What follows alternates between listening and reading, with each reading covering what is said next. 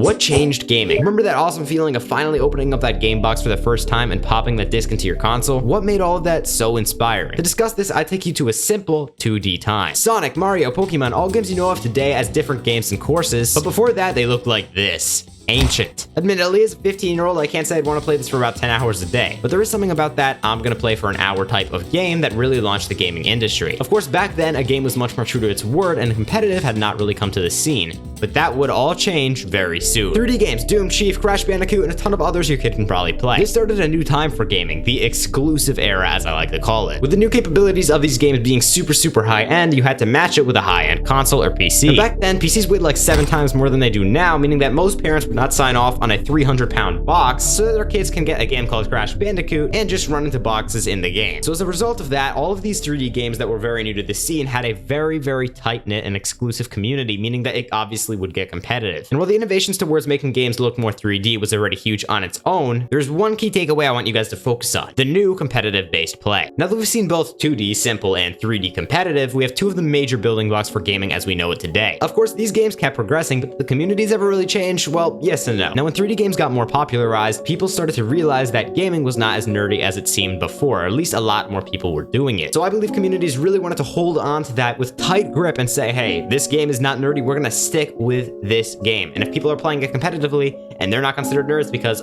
everybody playing it is competitive, we're gonna stick with it, meaning that even though the games might have changed for different audiences, the audience remained pretty stagnant. That's why you see a ton of different genres today still being talked about as if they're almost the same game. Shooters, for example, 2D games are all 2D games, 3D games are all 3D games, things like that. That's only my theory, and there's probably a ton of other reasons, but as we go into the darker side of gaming, I want you to keep in mind one thing. With the success of gaming at that time, a lot of game devs' motives could be switched to being more revenue-based. Fast forward to 2014, where gaming companies are looking much more into their community. There were different social games for the more social gamers, and for people that didn't seem to really appreciate their ears, but still like the fact that music was a thing, here you go. My point is that a bunch of different communities each had their own type of game. Now, I grew up with a game called Disney Infinity, and I still remember doing what is now called creative mode, and before then, even quests and unlocking different characters, and basically the thing you'd think for basic games. This was a time for gaming that was so profound that it revolutionized a kid's idea of community. I still have fond memories of playing games with Master Chief, taking about 4 years to figure out how to open up multiplayer. I still remember playing my childhood games for hours on end, and for me, gaming was much more fun when it was new, and later on, after about a year or two of playing the same game, it became very bland. This is something that I feel is manipulated in today's gaming industry, and I'm gonna go into the fall of gaming, if you wanna call it that, and how this might have actually affected it. Now, if you like something, for example, juice, and you drink your juice, and you're gonna keep drinking it once a day for every single day, eventually it's gonna be like, oh, okay, there's another cup of juice. It's not gonna be like, oh, it's a new juice. This leads me to the question, were the core pieces of the gaming industry broken, or was it just us aging out of the gaming scene? I'm gonna do my best to answer this, but it's a really big question. I still want to talk about if it's actually going to return to how it was in any way, so I might have to condense my answer a little bit, and if you want a part 2, make sure to let me know in the comments. Now here's where we get to the dark side of gaming, what I like to call the phase out period and how it was eventually manipulated. Now, just like my juice example, when you play a game for a long time, you're gonna tend to phase out towards the end. A lot of people play video games to escape from reality, and that's not a new concept. People just might want to run away from something that's really hurting them. But what's weird is these games are also supposed to be played when you're just trying to have fun. Not only to get away from it, but also simply just to have fun. Now, business having a motive for actually making money off of their players is not necessarily a bad thing. It's just good for business. I've seen this a ton with my friends. They're super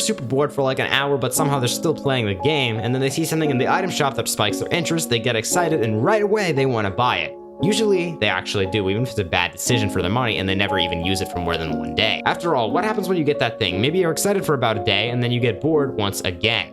Then you repeat that cycle over and over and over. I don't believe that this applies to every single game. I have been playing Fortnite for like 6 years, and even though it gets stale, for me at least, I can get off the game when it does so, but there are people that are not like that, so I think it's really unique to you. On top of all of this, with the popularity of gaming, each game has an abundance of input from different people. I mean, so much so that a hashtag could change the game around. So here's some of the reasons that I think gaming really went on a decline. Number one would be this phase out period and how it's been unfairly monetized for certain games, for certain people. And also something I didn't really want to discuss too much in this video is that games are literally in an abundance of input that we have never seen before. I mean, so much so that a hashtag changed an item in Fortnite. At the end of the day, this is just my opinion on it. And as a person that's been gaming for years, I think that for a lot of people, success without discipline can corrupt a lot.